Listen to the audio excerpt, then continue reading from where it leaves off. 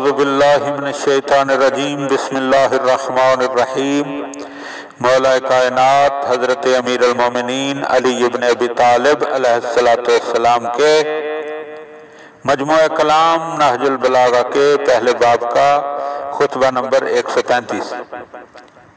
اس خطبے میں آپ نے طلحہ و زبیر کے متعلق ارشاد فرمایا، خدا کی قسم انہوں نے مجھ پر کوئی سچا الزام نہیں لگایا اور نہ انہوں نے میرے اور اپنے درمیان انصاف برتا۔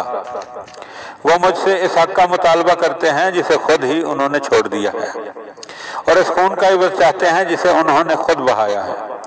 اب اگر اس میں ان کا شریک تھا تو پھر اس میں ان کا بھی تو حصہ نکلتا ہے، اور اگر وہی اس کے مرتکب ہوئے ہیں میں نہیں تو پھر اس کا مطالبہ صرف انہی سے ہونا چاہیے، اور ان کے عدل و انصاف کا پہلا قدم یہ ہونا چاہیے کہ وہ اپنے خلاف حکم لگائیں، اور میرے ساتھ میری بصیرت کی جلوہ گری ہے۔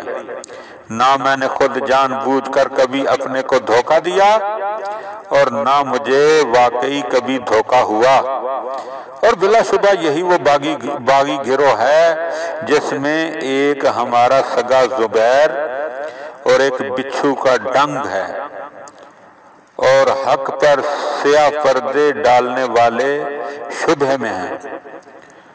تو اب حقیقت حال کھل کر سامنے آ چکی ہے اور بالکل اپنی بنیادوں سے ہل چکا ہے۔ شرر انگیزی سے اس کی زبان بندی ہو چکی ہے۔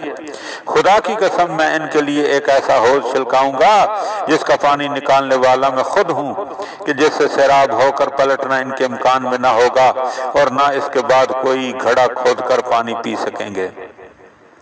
تم نے اس طرح شوق و رغبت سے بیعت پکارتے ہوئے میری طرف بڑھے، جس طرح نئی بیاہی ہوئی بچوں والی اونٹنیاں اپنے بچوں کی طرف۔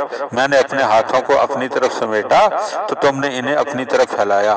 میں نے اپنے ہاتھوں کو تم سے چھیننا چاہا مگر تم نے انہیں کھینچا۔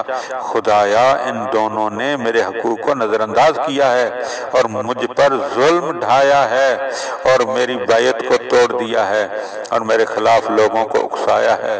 لہذا تو جو انہوں نے گرہیں لگائی ہیں انہیں کھول دے، اور جو انہوں نے بٹا ہے اسے مضبوط نہ ہونے دے، اور وہ انہیں ان کی امیدوں اور کرتوتوں کا نتیجہ دکھا۔ میں نے جنگ کے چھڑنے سے پہلے انہیں باز رکھنا چاہا اور لڑائی سے قبل انہیں ڈھیل دیتا رہا، لیکن انہوں نے اس نعمت کی قدر نہ کی اور عافیت کو ٹھکرا دیا۔